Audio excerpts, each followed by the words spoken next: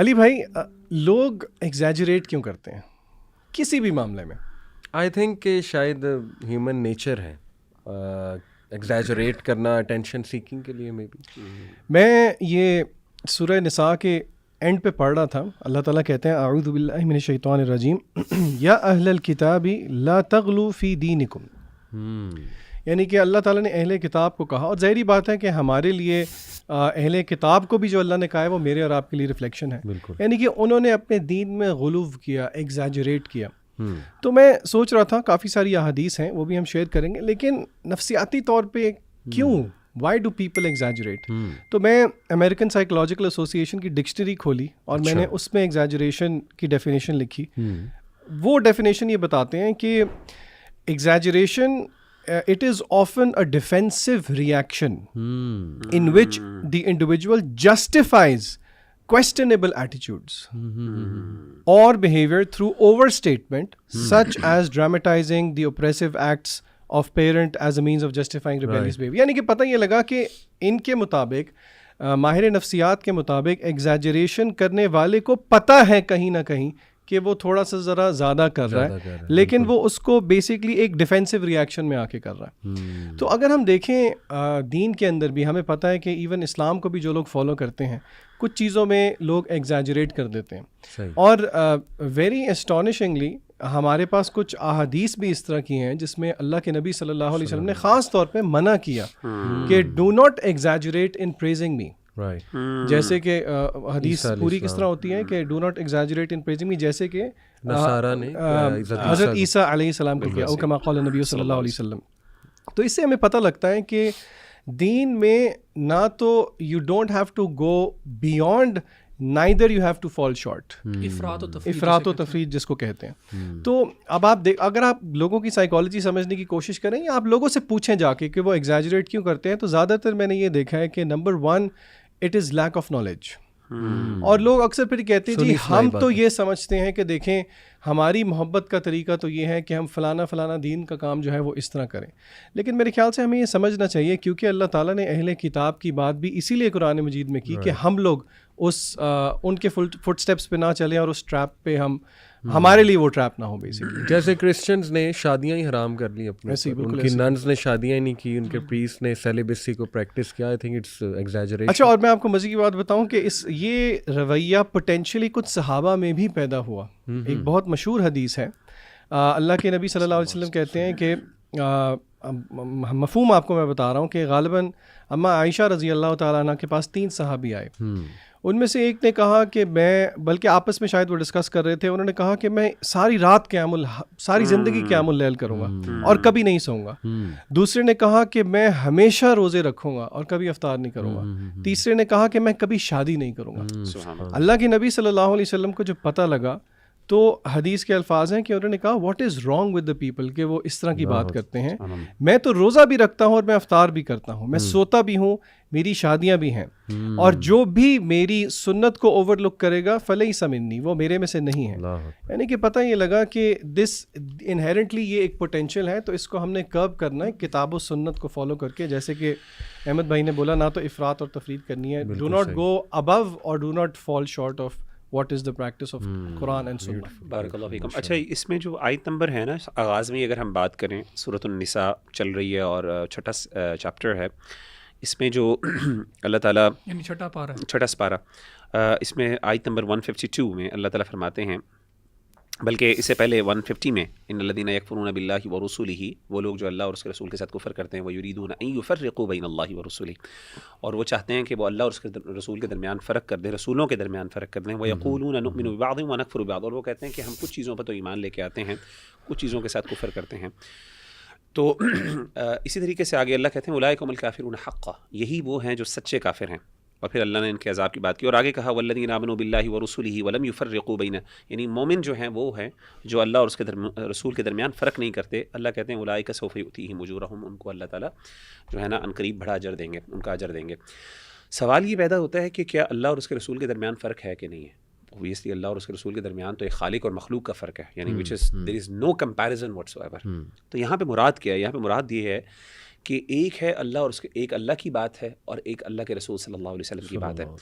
ہمارے ہاں ایک بہت بڑا طبقہ ایسا ہے جو کہ انفارچونیٹلی قرآن مجید کو استعمال کرتا ہے اسکیپ کرنے کے لیے شرعی رولنگ سے، اور وہ کہتے ہیں نہیں قرآن میں دکھائیں کہاں پہ لکھا ہوا ہے، یا قرآن کہاں پہ کیا کہتا ہے، قرآن یہ نہیں کہتا. اور قرآن مجید کی آیات جو ہے نا اس میں اجمال ہے، انزل القرآن مجملا حتی بینہ الرسول. بڑا واضح بات ہے کہ قرآن مجید اللہ نے اجمالاً یعنی موٹے موٹے جنرل اصول اللہ نے ذکر کیے، اللہ نے بہت اسپیسیفکس اور ڈیٹیلز کے اندر تفصیلات نہیں بیان کی. تو یہ اللہ نے کہا کہ علماء یہاں سے یہ بیان کرتے ہیں کہ اللہ اور اس کے رسول کے درمیان فرق کا مطلب یہ ہے کہ ایک اللہ کی بات ہے اور ایک اللہ کے رسول صلی اللہ علیہ وسلم کی بات ہے. اصل میں دونوں کا سورس ایک ہی ہے، تو ان دونوں کے درمیان فرق درست نہیں ہے، بلکہ ان دونوں کے درمیان فرق جو ہے وہ ایک بندے کو کفر کی طرف لے جاتا ہے. فار ایگزامپل اگر ایک بندہ کہتا ہے کہ یہ اللہ نے بات کی قرآن میں کہی، اس کو تو میں مانوں گا، لیکن یہ نبی نے بات کی ہے میں اس کو نہیں مانوں گا، آپ کے خیال میں اس سے مطلب یہ کفر ہے. کیوں؟ کیونکہ آپ کی ازمپشن یہ ہے کہ نبی دین کے بارے میں اپنی طرف سے بات کر رہے ہیں. جب آپ یہ ازیوم کریں گے کہ دین اپنی طرف سے یعنی نبی اپنی طرف سے بات کر رہے ہیں، اس کا مطلب ہے تبھی آپ کہیں گے نا میں اس کی بات نہیں مانوں. لیکن اگر آپ یہ کہیں گے کہ یہ نبی اللہ کی طرف سے بات کر رہے ہیں وما ینطق عن الہویٰ، پھر تو آپ پاس کوئی جسٹیفیکیشن نہیں. آپ کہیں گے نہیں یہ قرآن کی بات ہے اور یہ نبی کی بات ہے، دونوں میں فرق ہے. تو میں سمجھتا ہوں یہ ایک عقیدے کا مسئلہ، اور ہمارے ہاں یہ بہت زیادہ، ہمارے ہاں خاص طور پہ لبرل کلاس جو ہے وہ اس چیز کو بہت زیادہ یوز کرتی ہے. جی قرآن میں دکھائیں، پردے کا ذکر قرآن میں کہاں پہ ہے؟ احادیث میں جہاں پہ تبیین ہے حتی بینہ الرسول، جہاں پہ نبی نے وضاحتیں کی ہیں، وہاں پہ یعنی ان کے عمل اور ان کی پوری زندگی جو قرآن مجید کی، جیسے سیدنا عائشہ کہتی تھی کہ کان خلقہ القرآن، اللہ کے رسول صلی اللہ علیہ وسلم کی پوری زندگی قرآن ہے. اور جیسا کہ وہ ہمارے بڑے مورخ جو ہیں ابو الکلام آزاد رحمہ اللہ، ان کی بڑی طرف ان کی بات معروف ہے، کہتے تھے مدینہ میں 2 قرآن ہوا کرتے تھے، ایک جو قرآن مجید جو مصحف تھا، اور ایک قرآن جو نبی صلی اللہ علیہ وسلم تو چلتے پھرتے تھے. قرآن مجید کی عملی تشریح و تعبیر تھی. تو ان دونوں کے درمیان فرق کرنا کہ تشریح کو مطلب معانی کو، تفسیر کو، اور قرآن مجید کو الفاظ کو اور معانی کو ڈفرینشیٹ کرنا، معانی سے مراد میری تفسیر ہے یہاں پہ، یہ چیز جو ہے نا یہ اسکیپ ہمارے ہاں کیا جاتا ہے، اللہ معاف کرے، اور اس کی وجہ سے پھر وہ دین کو ایک مزاق بنایا جاتا ہے. امیزنگ، ماشاء اللہ امیزنگ. پارا 6 میں چونکہ میرا زیادہ انٹرسٹ بھی انہی ٹاپکس پہ ہوتا ہے، یوتھ کو کریکٹر بلڈنگ کے حوالے سے کریکٹر ویلیوز بتائی جائیں، تو میں نے جتنا دیکھا الحمدللہ کہ اللہ سبحانہ تعالیٰ نے قرآن میں نا 2 کریکٹر ویلیوز کو بہت زیادہ آپ کہہ لیجیے امپورٹنس دی ہے اور بہت ذکر کیا. ایک ایمپتھی اور دوسرا جسٹس. تو جسٹس بڑا امپورٹنٹ ہے کیونکہ آبویسلی ہم ایسے لوگوں کے ساتھ انٹریکٹ کریں گے جن سے ہم ڈس ایگری کرتے ہیں، جو شاید ہمیں اوفینڈ کریں یا ہمیں پسند نہ ہو. اٹس ویری نیچرل کہ شاید آپ کے دل میں وہ جگہ اس طرح نہ بنا سکیں جو باقی لوگ بناتے ہیں. تو اس حوالے سے ایک ہمیں کمانڈمنٹ دیا گیا ہے which is the peak of justice, and this is سورہ مائدہ ورس نمبر 8. یا ایھا الذین آمنوا کونوا قوامین للہ شہداء بالقسط وَلَا يَجْرِمَنَّكُمْ شَنَآنُ قَوْمٍ عَلَىٰ أَلَّا تَعْدِلُوا. O believers, stand firm for Allah and bear true testimony. Do not let the hatred of a people lead you to injustice. Be just. اعْدِلُوا هُوَ أَقْرَبُ لِلتَّقْوَى. Be just, that is closer to righteousness, and be mindful of Allah. Surely Allah is all aware of what you do. اس میں انشاءاللہ میں چند چیزیں ذکر کرنا چاہوں گا. ایک ایپیسوڈ میں مغیرہ نے ڈیورس کی بات کی تھی، سیکنڈ ایپیسوڈ میں. تو دیکھیں when it comes to relationship between spouses, اور جب کڑواہٹ پیدا ہو جائے اور دلوں میں جگہ نہ رہے اور ڈیورس تک بات پہنچ جائے، تو ایون وہاں بھی یہی رول اپلائی کرنا چاہیے کہ دیکھو کسی کی نفرت یا کسی کی ڈس لائکنگ تمہیں اس بات پہ نہ لے آئے کہ تم اس کے ساتھ انجسٹس کر رہے ہو. اسی طرح اولاد کے معاملے میں کئی بار ہم نے دیکھا ایسا ہوتا ہے کہ ماں باپ جو ہیں وہ ایک بچے کو بہت پریفر کرتے ہیں اور اسے بہت زیادہ گفٹس یا بہت زیادہ چیزیں دیتے ہیں، لیکن دوسرے بچوں کو وہ لیفٹ آؤٹ کر دیتے ہیں. بلکہ اس پہ ایک پورا وہ حدیث بھی ہے، میں کوئکلی شیئر کر دیتا ہوں. یہ صحیح بخاری میں ہے. حدیث یہ ہے جی کہ نعمان بن بشیر صلی اللہ علیہ وسلم روایت ہے کہ میرے باپ نے مجھے ایک عطیہ دے رکھا تھا، تو میری ماں انہوں نے کہا کہ میں تو اس وقت تک مطمئن نہیں ہونے کی جب تک کہ تم اس پر رسول کو گواہ نہ بنا لو صلی اللہ علیہ وسلم. تو جواب دیا کہ وہ آئے رسول اللہ صلی اللہ علیہ وسلم کے پاس اور کہا میرے باپ جو ہے وہ اللہ کے نبی کی خدمت میں حاضر ہوئے اور واقعہ بیان کیا، تو آپ نے دریافت فرمایا کیا اپنی بقیہ اولاد کو بھی ایسا ہی عطیہ دیا ہے تم نے؟ جواب دیا کہ نہیں. تو آپ صلی اللہ علیہ وسلم نے فرمایا کہ اللہ سے ڈرو، اپنی اولاد میں عدل کیا کرو، جاؤ میں کسی ظلم پر گواہ نہیں بنتا. سبحان اللہ. یعنی ہمیں کسی ایسی چیز میں شریک نہیں ہونا چاہیے جس میں انجسٹس ہے. اور when it comes to giving opinion about someone, دیکھیں کتنا خوبصورت رول ہے کہ یار ٹھیک ہے وہ میرا اوپوننٹ ہے، وہ میرے خلاف ہے، لیکن سو وٹ، جب اس کے اوور آل پرسنالٹی پہ ایک اوپینین دینے کی باری آئے گی تو میں کچھ اچھائیاں بھی بیان کروں گا. حق تو یہی ہے نا اس میں. بلکہ ابن تیمیہ رحمہ اللہ ان کے بارے میں ان کے اسٹوڈنٹس کہتے ہیں کہ one of his big opponent جو نفرت کرنے والا بندہ تھا وہ فوت ہو گیا. تو اسٹوڈنٹس نے آ کے باقاعدہ یہ کہا ابن تیمیہ کو کہ مبارک ہو, لٹرلی مطلب آپ کا ایک بہت بڑا اوپوننٹ جو ہے وہ فوت ہو گیا. تو ابن تیمیہ نے ڈانٹ دیا اپنے اسٹوڈنٹس کو اور کہا کہ نہیں مجھے اس کے جنازے پہ لے کر چلو. جنازہ بھی پڑھا اور اس کے بعد ان کی فیملی کے پاس گئے اور کہا کہ میں موجود ہوں, آپ نے کوئی فکر نہیں کرنی ہے, کوئی ایسا کام ہو تو آپ نے جو ہے وہ مجھے بتانا ہے. مطلب یہ کانٹیکسٹ بتا رہا ہوں باقی. تو دیکھیں this is the kind of character, this is the kind of personality Muslim should have. So this is amazing.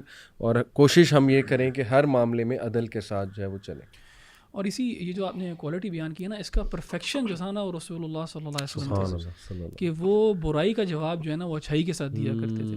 یعنی یہ اس قسم کا جو ہے نا بالکل جو سورہ فصیلت میں بھی آیا ہے, اور وہ بہت یعنی پینیکل آف تقویٰ ہے, آف گریٹنس ہے. اور یہ کوالٹی جو ہے نا یہ انکلکیٹ کرنا بڑا مشکل ہے انسان اور یہ پیسیفزم نہیں ہے بھی ہمیں. ہاں یہ اس میں, اور اس یعنی طاقت رکھتے ہوئے اپنے دشمن کے ساتھ اچھا معاملہ کرنا, یہ بہت بڑی کوالٹی ہے. اچھا اسی سپارے میں نا وضو کی آیت ہے, تو وہاں پہ اللہ سبحانہ وتعالیٰ نے کہا نا یا ایھا الذین آمنوا اذا قمتم الی الصلاۃ فاغسلوا وجوہکم وایدیکم الی المرافق. تو اس کے اندر ایک نا مسکنسیپشن ہے ہمارے ہاں جو میں نا شیئر کرنا چاہ رہا تھا. آئی واز سرپرائز کہ بہت زیادہ لوگ جو ہیں وہ ان کو یہ بات پتہ نہیں ہوتی وضو کے معاملے میں.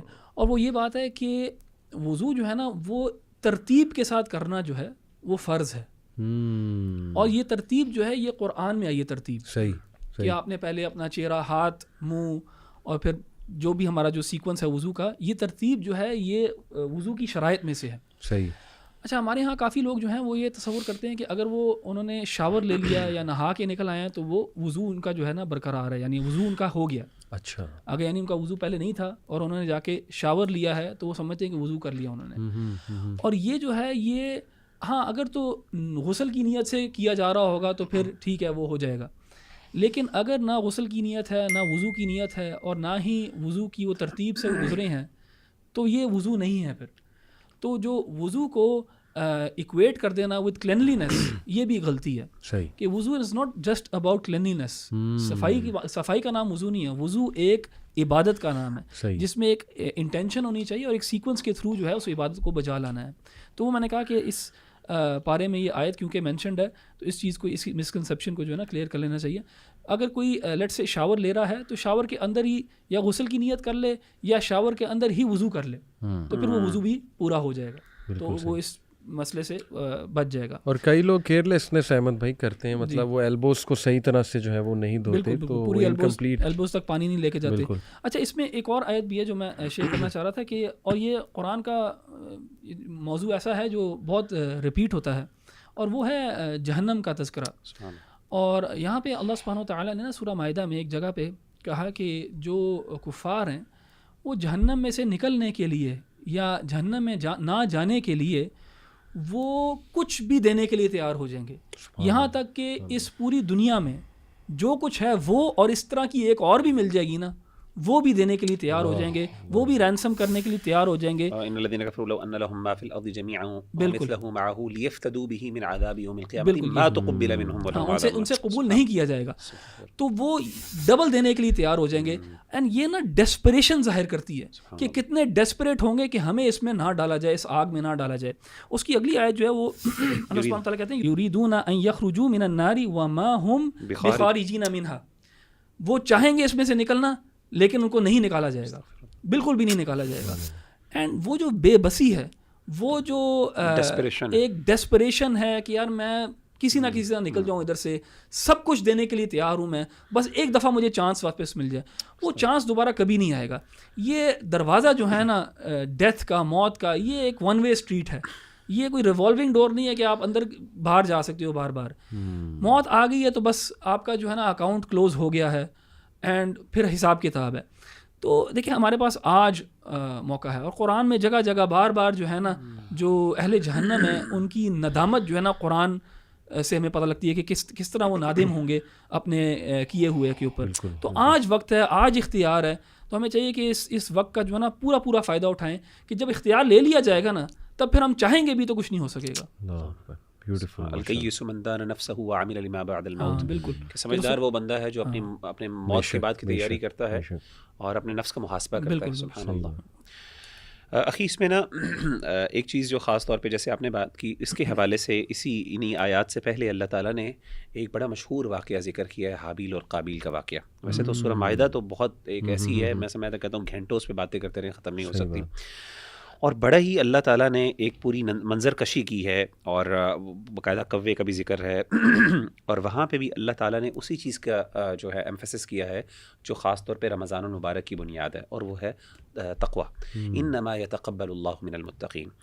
اور یہاں پہ ایک بڑی انٹرسٹنگ چیز ہمیں جو ہے نا وہ ملتی ہے جو ہم عام طور پہ اس پہ غور نہیں کرتے کہ حسد اور جو جیلسی ہے, یعنی اچھا بڑی انٹرسٹنگ بات ہے, علماء کہتے ہیں کہ سب سے پہلا گناہ جو ہے وہ آسمان پر کیے جانے والے, غالباً امام قرطبی ہیں یا کسی سلف میں سے کسی بڑے مفسر کی رائے ہے کہ سب سے بڑا گناہ جو ہے وہ آسمان پہ وہ بھی حسد کیا گیا, اور زمین پہ بھی سب سے بڑا گناہ جو ہے وہ حسد ہوا. سب سے پہلا بالکل آسمان میں سب سے پہلا جو گناہ تھا وہ کس نے کیا؟ ابلیس نے آدم علیہ الصلوۃ والسلام سے. اور زمین پہ بھی سب سے پہلا گناہ جو ہے کس نے کیا؟ قابیل نے جو ہے وہ حابیل کے خلاف کیا, قابیل نے قتل کیا بھائی نے. اچھا انٹرسٹنگ بات یہ ہے کہ یہاں پہ پتہ چلا کہ یہاں پہ ساری جو حسد ہے اس کی بنیاد نیکی ہے.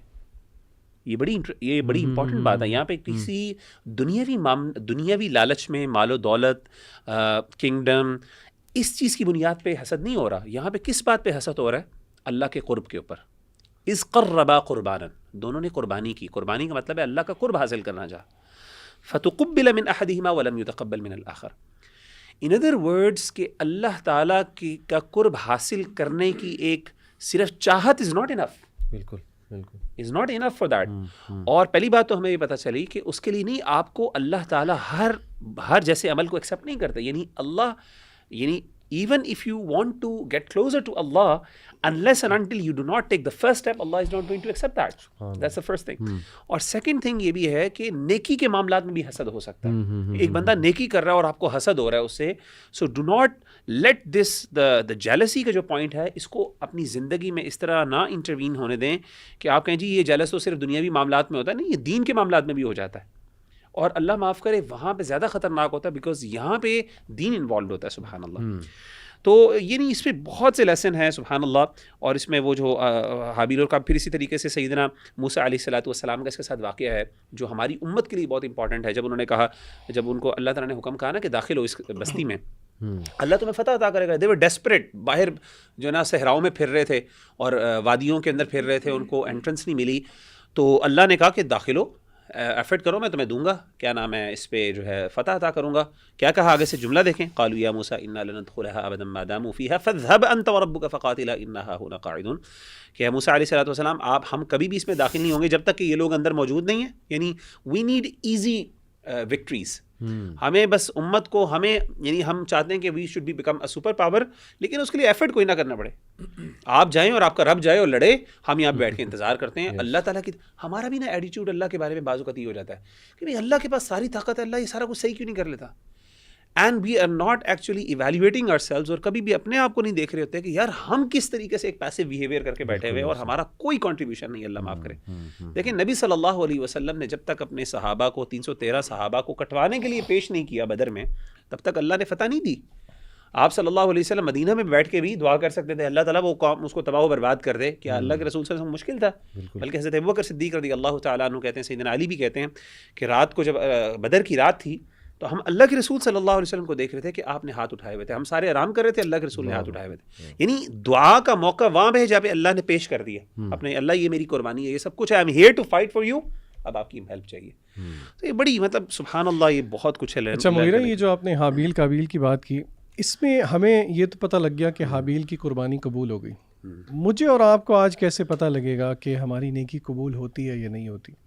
تو مجھے یاد ہے شیخ انس کی کلاس میں ہم نے یہی سوال پوچھا, تو انہوں نے جواب دیا کہ اس کا ہمیں ایسے پتہ لگے کہ ایک نیکی کو کرنے کے بعد مزید اگر انسان اس نیکی پہ کاربند ہے اگر وہ کر رہا ہے تو پھر یہ ایک بہت بڑی دلیل ہے اس نیکی کی قبولیت کی.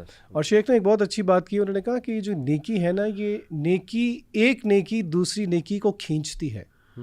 یعنی کہ یہ آپ اس کو ایک پازیٹیو ری انفورسمنٹ سمجھیں, یا پازیٹیو ری انفورسمنٹ کہہ رہا ہوں, اس کو پازیٹیو فیڈ بیک کی طرح لیں کہ ایک نیکی اگر آپ کریں گے تو اللہ تعالیٰ ان ٹرن دوسری نیکی آسان کر دے گا, وچ ان ٹرن تیسری نیکی آسان کر دے گا. آن دا کنٹریری اگر انسان گناہ کرتا ہے تو پھر یہ جو طاقت ہوتی ہے نیکی کرنے کی, یہ اللہ تعالیٰ جو اللہ معاف کرے وہ چھین لیتا ہے. یعنی کہ جو گناہ ہے, گناہ کو کھینچتا ہے اور گناہ نیکی کو ریپیل بھی کرتا ہے. تو اس لیے ہمیں یہ دیکھنا چاہیے کہ جو بھی ہم عمل کریں اس میں ایک تو کنسسٹنسی رکھیں, اور اگر اس طرح کا معاملہ ہے کہ ایک عمل ہم نے شروع کر دیا اور پھر ہم نے وہ روک دیا تو پھر یہ ایک خطرے کی گھنٹی ہے ہمارے لیے. اچھا, اس میں ایک پوائنٹ شیئر کرنا چاہ رہا تھا. اسی سورہ میں نا اللہ سبحانہ وتعالیٰ نے اہل ایمان کو مخاطب ہو کے کہا ہے کہ لا تتخذوا اليهود ولا النصارى اولیاء بعضهم اولیاء بعض, کہ یہود اور نصارہ کو اپنا اولیاء, اور اولیاء کے اندر فرینڈ بھی ہے, گارڈین بھی ہے, پروٹیکٹر بھی ہے, ہیلپر بھی ہے, ہاں, تو وہ نہ لو. وَمَن يَتَوَلَّهُم مِّنكُمْ فَإِنَّهُ مِنْهُمْ, اور جو بھی ان کو اس طرح اپنا اولیاء لے گا تو وہ انہی میں سے بن جائے گا. ان اللہ لا يهدي القوم الظالمین, اور اللہ تعالیٰ جو ہے ظالم قوم کو کبھی ہدایت نہیں دیتا. اچھا, یہاں پہ بھی نا اللہ تعالیٰ نے قوم کی بات کی ہے, اور میں بھی اس آیت کو قوم کے لیول کے اوپر لے کے آتا ہوں کہ ہمارے ہاں بھی آپ فورن پالیسی دیکھیں کس قسم کی ہے. کیا ہماری فورن پالیسی کے اندر ہم ان کو اولیاء لیتے ہیں کہ نہیں لیتے؟ کیا ان کی ہم ڈکٹیشن لیتے ہیں کہ نہیں لیتے؟ یعنی یہ ہمارے جو صاحب اقتدار جو لوگ بیٹھے ہیں ان کو ان آیات کے بارے میں سوچنا چاہیے. اور ان کا کیا ریزن کیا ہوتا ہے کہ یار اگر ہم نہیں کریں گے تو ہمیں نقصان پہنچائیں گے. اور اگر آپ اگلی آیت دیکھیں, اگلی آیت میں کیا کہا اللہ سبحانہ تعالیٰ نے, فطر الذین فی قلوبہم مرض, تم دیکھو گے کہ جن کے دلوں کے اندر مرض ہے, یسارعون فیہم, وہ انہی کے پاس جائیں گے, یقولون نخشی ان تصیبنا دائرہ, ہم ڈرتے ہیں کہ یار یہ ہمارا دائرہ تنگ کر دیں گے, ہمیں جو ہے نا ہمیں پرابلم پہنچائیں گے. فعسى اللہ ان یأتی بفتح او امر من عنده, یعنی یہ اللہ تعالیٰ جو ان کو وکٹری دے سکتا تھا, اللہ تعالیٰ جو مدد دے سکتا تھا, ان کو انہوں نے جو ہے نا نظر انداز کیا, اور گئے کس کے پاس؟ یہود و نصارہ کے پاس. فیصبحوا علی ما اسروا فی انفسہم نادمین, آگے جا کے پھر ندامت بھی ملی, یعنی یہ نہیں کہ کوئی مدد بھی کوئی نہیں ملی. اور آپ اگر دیکھیں, ذلیل ہو گئے, رسوا ہو گئے. اگر آپ تاریخ دیکھیں ہماری 1971 میں جو پاکستان کے 2 حصے ہوئے ہیں, یہ لوگ کس چیز کا انتظار کر رہے تھے؟ امریکہ کا جہاز کا انتظار کر رہے تھے کہ امریکہ ہمیں بچانے آئے گا. تو امریکہ نہیں آیا بچانے, کیونکہ آپ نے اپنی امیدیں جو ہیں کس کے ساتھ لگائی ہوئی تھی؟ ان کے ساتھ لگائی ہوئی تھی جو آپ کا خیر چاہتے ہی نہیں ہے. اور اللہ تعالیٰ بتانا چاہ رہا ہے کہ ان سے امید لگانے کا کوئی فائدہ نہیں ہے, اور اگر ان سے امید لگاؤ گے اور اللہ تعالیٰ سے نہیں لگاؤ گے تو پھر یہی حال ہوگا جو ہمارا آج حال ہے. احمد بھائی, جیسے ہم نے وار اینڈ ٹیرر کرنے کی کوشش کی, اس کے بعد اللہ معاف کرے آج آ کے سب سے زیادہ نقصان ہوا, اور آج ہم سب سے زیادہ برے بھی ہیں. یعنی انہوں نے ہماری کوئی اپریسیشن بھی نہیں کی. اور دیکھیں قرآن بڑا واضح ہے اس انداز میں, بالکل واضح, کہ کیا وجہ ہے کہ ان کے پاس جائیں گے؟ کیونکہ یہ ڈر رہے ہیں ان سے کہ یار یہ ہمارے لیے دائرہ ہمارا تنگ کر دیں گے, فیٹف میں پھنسا دیں گے, ہمیں ایسے کر دیں گے, ویسے کر دیں گے. اور اسی پارے کی آخری آیت اگر آپ دیکھیں, اس میں اللہ تعالیٰ کہتے ہیں کہ اگر اسی پارے کی سورہ مائدہ کی آیت ہے اور اس پارے کی بالکل آخری آیت ہے, اس میں اللہ تعالیٰ کہتے ہیں کہ اگر تو یہ ایمان لے کے آتے اللہ تعالیٰ میں اور اللہ کے رسول میں, تو پھر کبھی بھی اولیاء نہ لیتے ان لوگوں کو.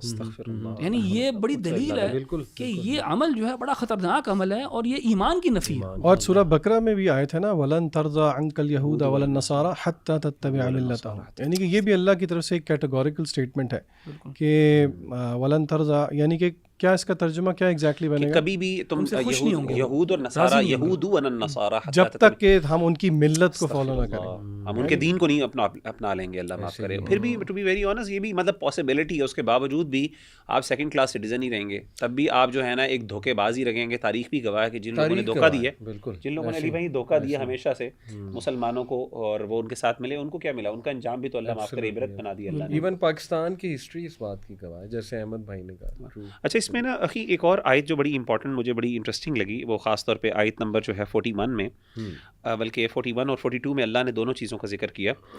سماعون للکذب اکالون للسحت فإن جاءوك فاحكم بينهم او اعرض عنهم وان تعرض عنهم فلن يضروك شيئا وان حكمت فاحكم بينهم بالقسط ان الله يحب المقسطين. سماعون للکذب, جھوٹ کو بہت زیادہ سننے والے, اکالون للسحت, اور اسی طریقے سے جاسوسی وغیرہ اور حرام مار کھانے والے, یعنی جاسوسی کو سننے والے, جھوٹ کو سننے والے اور حرام مال کھانے والے. سبحان اللہ. اس کا مطلب یہ ہوا, ہمارے ہاں سمجھا جاتا ہے گناہ صرف زبان کا گناہ ہوتا ہے, کانوں کے گناہ کو آج تک ہم نے غور ہی نہیں کیا, اور کانوں کے گناہ کو ہم صرف میوزک سمجھتے ہیں. بری بات کو سننا اور اس کو برداشت کرنا, اور sitting at the place where the wrong is being spread and you're just sitting and consuming it, اللہ کہتے ہیں گناہ. اسی لیے علماء نے اس سے استدلال کیا کہ غیبت کو سننا بھی گناہ ہے. ایک ہوتا ہے غیبت کرنا گناہ ہے, غیبت کو سننا بھی گناہ ہے, جھوٹ کو بولنا تو گناہ ہے, اور جھوٹ سنتے رہنا اور اس کو صحیح نہ کرنا اور اس کو ایکسیپٹ کرتے رہنا, یہ معاشرے میں پھیلتے رہنا, یہ بھی گناہ ہے. یعنی یہ سبحان اللہ کتنی بڑی بات ہے جس کو ہم لوگ اتنے آرام سے نظر انداز کر رہے تھے. قرآن مجید نے کس لیول پہ جا کے, یعنی کہ ہم تو ڈی سینسٹائزڈ ہیں ان چیزوں پہ, لیکن اللہ جس طرح اللہ نے قرآن میں بھی کہا نا وَتَحْسَبُونَ هَيِّنًا وَهُوَ عِندَ اللَّهِ عَظِيمٌ. اوہ سبحان اللہ, لا حول ولا قوة الا باللہ. میں بس لاسٹ اپنی ریفلیکشن شیئر کروں گا. یہ ہے سورہ مائدہ کی ورس 35, اور اس میں سکسیس کی باقاعدہ ایک ڈیفینیشن ہے, بلکہ ایک میکانزم ہے کہ how can you be successful. تو اس میں 3 چیزیں جو ہے نا اس کا ذکر ہے. میں پڑھتا ہوں, یا ایھا الذین آمنوا اتقوا اللہ وابتغوا الیہ الوسیلہ وجاہدوا فی سبیلہ لعلکم تفلحون. تو اس میں 3 چیزیں, نمبر 1 تقوی, نمبر 2 وسیلہ پکڑو اللہ سبحانہ و تعالیٰ کا, اور نمبر 3 اسٹرگل کرو. تو دیکھیں کتنا خوبصورت یہ میکانزم ہے. اٹ آل اسٹارٹس وتھ تقوی, بیکاز سبمیشن نہیں ہے, اگر نہیں ہے اللہ سبحانہ و تعالیٰ کی, تو اگلے سٹیپس تو کوئی بندہ لے گا ہی نہیں. اس کا ایریا آف انٹرسٹ ہی نہیں ہوگا کہ میں اس پہ بھی ریسرچ کروں کہ ایمان کیا ہے, ایمان بڑھتا کیسے ہے, ایمان کم کیسے ہوتا ہے, گڈ ڈیڈس کیا ہوتے ہیں. تو اٹ آل اسٹارٹس وتھ تقوی. سیکنڈ, وسیلہ میں دیکھیں بڑی مسکنسیپشنز ہیں ہمارے معاشرے میں کہ وسیلہ ہے کیا. لوگ کہتے ہیں کہ وسیلہ یہ ہے کہ آپ جو ہے نا وہ فلانے جو ہے بزرگ ان کی قبر پہ جاؤ اور ان کا وسیلہ پکڑو. اسی طرح یہ بھی ایک بات بڑی معروف ہے نا کہ اولیاء کا وسیلہ پکڑا جا سکتا ہے دعا میں, جبکہ حدیث, صحیح حدیث اور صحابہ کے جو عمل ہیں اس میں 3 چیزیں مجھے تو نظر آئیں کہ جو وسیلہ پکڑا جا سکتا ہے. ایک یہ کہ اپنے اعمال, نیک اعمال کا وسیلہ دیا جا سکتا ہے, جیسے وہ غار والوں کا قصہ ہے. پھر یہ کہ اللہ کے ناموں کا اوصاف کا وسیلہ جو ہے وہ دیا جا سکتا ہے. پھر یہ کہ اس کی تفسیر اس آیت کی علماء نے بیان کی کہ وسیلہ سے یہاں مراد ہے تہجد, قیام اللیل, تہجد کی نماز. یعنی اس میں اللہ سبحانہ و تعالیٰ سب سے قریب ہوتا ہے, اور اللہ تعالیٰ نے خود کہا کہ مجھ سے مانگو, کیا تم جو ہے وہ مانگتے ہو. تو we should be very clear about the concept of وسیلہ. اوکے, اور لاسٹ چیز ہے جی کہ اسٹرگل کریں, اور دس از دا اسٹیپ جہاں پہ آ کے موسٹ آف اس فیل, کہ ہمیں نالج بھی آ جاتا ہے, باتیں بھی پتہ لگ جاتی ہیں, لیکن یہ کہ ہم اسٹرگل نہیں کر رہے ہوتے, ہم کم کر جاتے ہیں چیلنجز کے آگے, اور تھوڑا سا کوئی پریشر آ جائے تو ہم بس پیچھے ہٹ جاتے ہیں. تو آئی تھنک کہ یہ 3 چیزوں کو ہم لے کر چلیں تو امیزنگ انشاءاللہ بہت کچھ جو ہے چینجز آئیں گے. اچھا, ایک لاسٹ پوائنٹ نا میں شیئر کرنا چاہ رہا تھا کہ سورہ مائدہ میں نا یہ آیت ہے, آیت نمبر 75, عیسیٰ علیہ السلام کے بارے میں, مل مسیح ابن مریم الا رسول, کہ عیسیٰ علیہ السلام نہیں تھے مگر ایک رسول, قد خلت من قبلہ الرسل, اور ان سے پہلے بھی اللہ تعالیٰ نے رسول بھیجے ہیں, و امہ صدیقہ, اور ان کی جو والدہ تھی مریم علیہ السلام وہ ایک بہت ہی سچی اور پاک عورت تھی. کان یأکلان الطعام, اللہ تعالیٰ کہتے ہیں کہ وہ کھانا کھایا کرتے تھے, دونوں کھانا کھایا کرتے تھے. اچھا, میں کیونکہ جو میں جاب کرتا ہوں اس میں میں کافی زیادہ نان مسلمس کے ساتھ میرا نا انٹریکشن ہوتا ہے, تو میرے پاس نا ایک نان مسلم خاتون آئی تھی چیٹ کے اوپر, اور یہ چیٹ میرے سامنے, اسی میں سے میں آپ کو پڑھ کے سنا رہا ہوں. اس نے بتایا اپنا نام, اس نے کہا کہ میرا نام ہے لیسا. اچھا, اور میں نے اس سے پوچھا کہ how can I help you, تو کہتی ہے کہ آئی ہیڈ اے ڈریم, اس کو خواب آیا. کہتی ہے I don't know whether you are the right person to speak to. میں نے کہا ڈریم اباؤٹ واٹ؟ اس نے اپنی ڈریم کا مجھے بتایا. اس نے کہا I saw a man talking to me, he said I am the son of Mary, I ate food, do not worship me, follow the last messenger. اچھا, جب اس نے یہ مجھے اپنی ڈریم کا بتایا نا تو مجھے یہ آیت یاد آئی, کان یأکلان الطعام. اللہ بھی جو ان کی جو ہیومینٹی کا جو ایک پروف لے کے آتے ہیں کہ یہ دونوں کھانا کھایا کرتے تھے, یعنی ایک پورا میکانزم ہے, حاجت تھی کھانے کی, اور پھر کھانے کو نکالنا بھی تھا. اور وہ ایک جو کریٹر ہے, ایک سپر بینگ ہے, پاور ہے, وہ جو ہے وہ اس کو کھانے کی کوئی حاجت نہیں ہے. تو یہ اللہ سبحانہ و تعالیٰ نے دلیل یوز کی, اور اس نے اپنے خواب میں بتایا, اور جب اس نے کہا نا کہ انہوں نے کہا آئی am the son of Mary, I ate food, تو یہ جو ہے نا میرے لیے بڑی پروفاؤنڈ تھی. اور یہ پھر عورت جو ہے نا پھر مسلمان بھی ہو گئی تھی. یعنی اس میں خاص بات یہ ہے کہ یعنی جس طریقے سے جو چیزیں انسان کے لیے اسینشلز ہیں وہ انسان کو ویک بناتی ہیں, اور وہ انسان کو بہت نیچے بھی کر دیتے ہیں، کیونکہ کھانے کا پورا سسٹم ہے، he is not only dependent, but جب وہ امیجن کریں کہ ایک بندہ اپنے آپ کو امیجن کرے کہ میں اس کھانے کو جب نکالتا ہوں تو میری سچویشن کیا ہوتی ہے، اور میں اپنے آپ کو کتنا تکبر اور نخوت جو ہے میری کہاں پہ چلی جاتی ہے نیچے. آپ اپنی والدہ کے ساتھ بیٹھ کے کھاتے ہیں؟ سبحان اللہ، بالکل کھاتے ہیں. ٹائم نکالا کریں ذرا تو. جزاک اللہ خیر. اچھا ایک چیز آخری بات انشاءاللہ، وہ جو انشاءاللہ وہ یہ ہے کہ اس میں اللہ تعالیٰ نے یہود کو لعن الذین کفروا من بنی اسرائیل علی لسان داود وعیسی بن مریم، یہودیوں پر لعنت ہوئی. اور اس چیپٹر کے اینڈ پہ اللہ تعالیٰ نے عیسائیوں کی جو ہے نا وہ ان کی تھوڑی سی نسبتاً ان کے بارے میں نرم لہجہ رکھا. آخری جو آیت ہے اس چیپٹر کی، لَتَجِدَنَّ أَشَدَّ النَّاسِ عَدَاوَةً لِلَّذِينَ آمَنُوا الْيَهُودَ وَالَّذِينَ أَشْرَكُوا وَلَتَجِدَنَّ أَقْرَبَهُم مَّوَدَّةً لِلَّذِينَ آمَنُوا الَّذِينَ قَالُوا إِنَّا نَصَارَىٰ، کہ جو عیسائی ہیں ہمیشہ وہ کرسچن یعنی جو مشرکین ہیں اور یہودی ہیں ان سے بہت زیادہ دین کے قریب ہیں اوور آل. اور اس کی شاید بہت بڑی وجہ، اور اللہ نے کہا ذَلِكَ بِأَنَّ مِنْهُمْ قِسِّيسِينَ وَرُهْبَانًا وَأَنَّهُمْ لَا يَسْتَكْبِرُونَ، میں تکبر کم ہے، یہ ایک ان کی، اور آگے بھی ایک اللہ نے ان کی کچھ صفات بیان کی جو اگلے چیپٹر میں ہے. تو پتہ چلتا ہے کہ اوور آل امت مسلمہ کے اندر بھی جو اصل ہمارا جو دشمن ہے اس ٹائم کرنٹلی جو اوور آل پوری دنیا کو، اور اس پہ بہت زیادہ کوئی کنٹروورشل تھیوریز پہ نہیں جانا چاہیے کہ وہ جی وہ الومناٹیز والا اور پورا وہ جو ایک پورا زائنسٹ اسٹیٹ، لیکن ہمیں پتہ ہے کہ زائنسٹ اسٹیٹ جو ایگزسٹ کرتی ہے اور اللہ معاف کرے وہ ہمارے دشمن ہیں. تو امت مسلمہ کو جو خاص طور پہ بہت سی اللہ نے یہاں پہ انڈیکیشنز دی ہیں خیر کے اعتبار سے. اشرکو سے کون مراد ہے پھر آج کے زمانے میں؟ سبحان اللہ، یعنی وہ ہندوز اور وہ سبحان اللہ، اور ہندوز بھی میں تو سمجھتا ہوں یہ بدھسٹ جو ہیں وہ بھی اس میں شامل ہیں، سارے وہی جو اس کے اسٹرینڈز ہیں ہندوازم کے، اللہ معاف کریں. تو ایک امت کے لیول کی اس میں بہت گائیڈنسز موجود، تحکیم کے حوالے سے بہت سی اللہ تعالیٰ نے گائیڈنسز دی ہیں. تو اللہ تعالیٰ ہم سب کو عمل کرنے کی توفیق عطا فرمائے. السلام علیکم و رحمۃ اللہ وبرکاتہ.